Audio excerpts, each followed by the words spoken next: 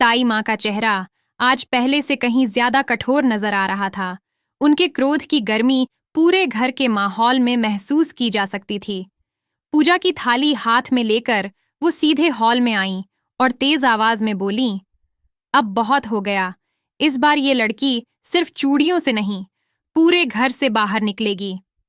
सन्नाटा छा गया।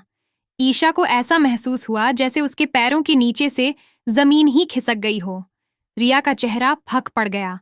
उसकी सांसें तेज हो रही थीं, जैसे कोई बड़ा राज था जो अब सबके सामने आने वाला था। रिया के मन में डर घर कर गया। अगर किसी को मेरे गेम का पता चल गया तो ताई माँ मुझे भी नहीं छोड़ेंगी। सीढ़ियों के पास खड़ा बंटी सब देख रहा था। उसकी नजरें अब रिया पर टिकी थीं। शक उसके चेहरे पर साफ झलक रहा था। वह सोचने लगा, क्या सूरज को सब बता दूं या अभी चुप रहूं? यह सिर्फ एक व्रत की बात नहीं रही थी। अब यह पूरे घर की प्रतिष्ठा और एक स्त्री के आत्मसम्मान का विषय बन चुका था। दूसरी तरफ सूरज अपने कमरे में अकेला था। बार बार खुद को समझा रहा था, मैंने जो किया वो इंसानियत थी। लेकिन जब भी ईशा की मासूम आंखों में झांकता, उसका मन डगमगाने लगता। उधर बबली चाची अलमारी की सफाई कर रही थीं। अचानक उन्हें एक पुरानी डायरी हाथ लगी। पीले पन्नों में लिखा था, ईशा इस घर की मेहमान नहीं, जिम्मेदारी है। यह लिखावट उनके पति की थी। बबली चाची स्तब्ध रह गईं। अब उन्हें समझ आ गया था कि सच्चाई सामने लाने का समय आ गया है। इसी बीच रिया ने आखिरी चाल चली। उसने एक बर्तन में चुंबक फिट करवाया और उसे तुलसी चौरे के पास रखवाया, ताकि पूजा करते समय ईशा की चूड़ियां टूट जाएं और तमाशा बन जाए। लेकिन रिया नहीं जानती थी कि बबली चाची अब हर चाल पर नजर रखे हुए हैं। उन्होंने पूजा से पहले ही बर्तन बदल दिया और सूरज को सारी सच्चाई बता दी। सूरज को जैसे किसी ने झटका दे दिया हो। वो विश्वास नहीं कर पा रहा था कि रिया, जिसे वह मासूम समझता था, इतनी बड़ी साजिश कर सकती है। शाम को पूरा परिवार तुलसी चौरे के पास इकट्ठा हुआ।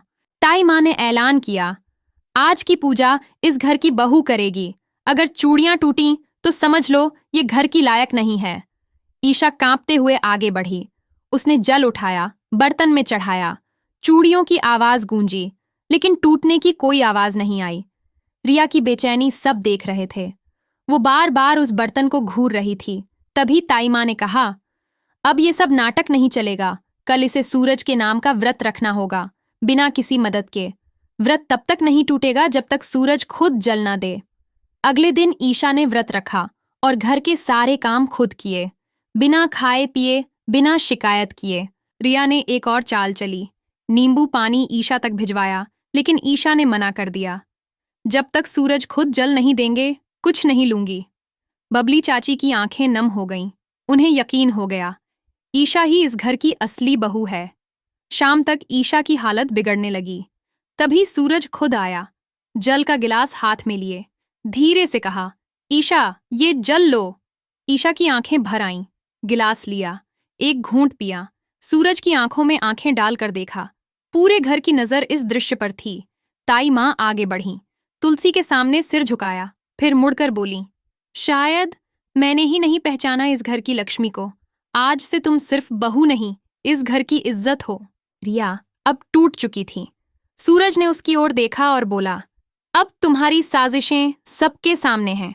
अब इस घर में तुम्हारे लिए कोई जगह नहीं। रिया फूट फूट कर रोने लगी, लेकिन किसी ने उसकी बात नहीं सुनी। अगली सुबह ईशा फिर तुलसी में जल चढ़ा रही थी। सूरज पास आया और मुस्कुराते हुए बोला, अब समझ आया ये चूड़ियों की खनक क्यों इतनी खास है। ईशा ने मुस्कुरा कर देखा और इस बार घर में सचमुच शांति थी। चूड़ियों की खनक अब इस घर की परंपरा बन चुकी थी। क्या आप भी मानते हैं कि सच्चाई देर से ही सही सामने जरूर आती है?